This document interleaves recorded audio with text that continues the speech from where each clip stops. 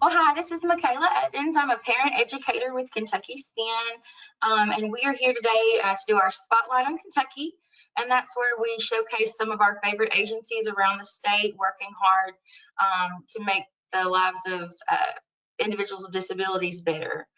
And today I have April Brock here from the Southeast South Central Educational Cooperative. And we're going to talk a little bit about how they're impacting families across the state. April, do you care to introduce yourself and tell us a little bit about SESC?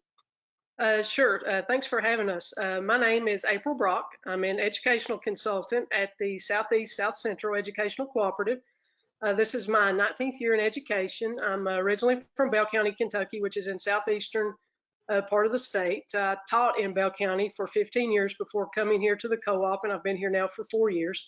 I work in due process and transition, and SCSC is actually one of 9 special education cooperatives in Kentucky. We have offices in both London and Richmond. We serve 27 school districts in 16 counties in southeastern and south central Kentucky. Wonderful. And for those that don't know, April, do you mind to talk just a little bit about what the co-ops do in general, the educational cooperatives? Sure. We offer just a wide range of professional development opportunities for our member school districts is the main thing that we do. Wonderful. And so do you care to share just a little bit about your why and what got you in the field of special education and what keeps you here? Sure. I would say that I was definitely influenced to go into education by the teachers I had growing up in Bell County. I had a lot of great teachers who were better people. They really seemed to love their jobs. They had smiles on their faces every day, and you could tell they really cared about kids. So my why has always been to hopefully impact kids the same way that those folks impacted my life during those years. That's wonderful. As far as I've stayed in education because the relationships that I've built through the years with students, I like running into them in the grocery stores and different places here in town and seeing what they're doing now with their life. And that's always been a big thing for me is seeing kids grow and be successful. Absolutely. And I know people that are in this for the same reasons as you, April, are always the people that make the biggest difference. And I think that's particularly true of you and everything that the Southeast South Central Co-op is doing. What are some of the types of programs and services that you offer to families and to teachers? Okay, like I said, for teachers, we offer a lot of professional development opportunities. We've kind of had to adjust like everyone else right now during the pandemic. We've moved to doing things online. Almost entirely online. We're using technology in ways that we just never thought would be possible. We're right now offering teachers what we call synchronous, which is live online sessions, and asynchronous trainings, which the asynchronous is more on-demand, self-paced modules. These are taking place of our typical face-to-face professional development sessions that we've done for years. And our school districts are really giving us great feedback with this change. I don't think it's anything that's going to go away. Instead of teachers having to drive to a certain location to be there at a certain time at a certain place, they can just log on from where they're at and participate at their convenience to complete the professional learning that they need. And then we also have what we call the Beginning Teacher Institute that offers new teachers in our region supports that includes both training and coaching components. And then we have several specialized cadres. For instance, I know our low incidence consultant, Annie Connor, she offers a cadre specifically for teachers of students with more moderate and severe disabilities. And I know she's a great resource for those teachers. And then we're also, something else new, we're getting ready to start after Christmas is a transition cadre that I will be leading. And we're going to offer that to our high school teachers across our region. We're excited to get that started. We also offer things for students. I know you guys have always participated in our transition fairs, which are huge events with hundreds of participants. And we typically do those in the fall.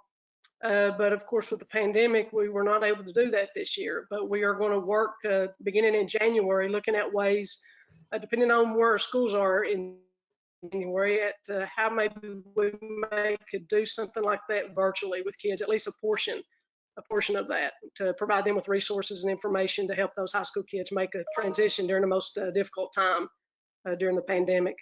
And then also we're trying to increase our parent involvement, which we're developing a great relationship with you guys at Kentucky SPIN. We're beginning to offer webinars with collaboration with you guys. And so we're just trying to offer more services, a wide range of services for teachers, students, and now parents as well.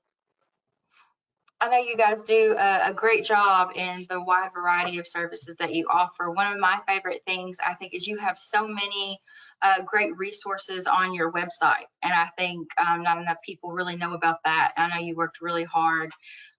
Families can go on there and literally just find stuff they didn't even know that they needed. Right. And I just really think it's so helpful. So I would like to bring that to everybody's attention as well. Thank you. Yeah, we are continuing to add to that as well. There's so many resources out there that a lot of folks just aren't aware of. Exactly. Is there something that you feel like is critical that families need to know right now? I know you mentioned a little bit about COVID and how the teachers have made, adjustments for the better and for the worse. Is there anything that you want to speak to a little bit for the families out there right now dealing with this? I think, a big thing for parents of any student, much less students with disabilities, to know that they're not alone. I hope they always try to seek out help and guidance from experts in situations where they have questions about. Like we just were talking about, there's so many resources out there, so many different agencies that offer all kinds of supports for these folks, and you don't know until you ask. So I think it's always important to seek out help from experts such as you guys at Kentucky SPIN. And you were talking about our website, and I always refer parents to your all's website because I know you guys are the experts when it comes to parent involvement. And you guys are the ones who know the most about the resources and agencies that are out there for a transition age youth. Well, thank you. What are some typical questions that you receive from families or from teachers or school districts? We get a lot of questions from all of those folks, but some big topics that always come up is SSI and work incentives, how work affects SSI. Parents a lot of times too ask about guardianship. I know Stella is great with going over guardianship with parents. Supported employment. We also get a lot of questions about Office of Voc Rehab, what services they can offer for students and young adults. And most of the time, honestly, it's questions just in general about resources and what supports are out there for different, just specific individualized cases. And then that's where a lot of times I like to email you or Stella or Kelly or someone at Kentucky SPIN to get further input from you guys. Because we really appreciate the collaboration that we've developed. Well, thank you so much. And I love that not as many, we work one-on-one with families really well, and we work with the schools a lot too.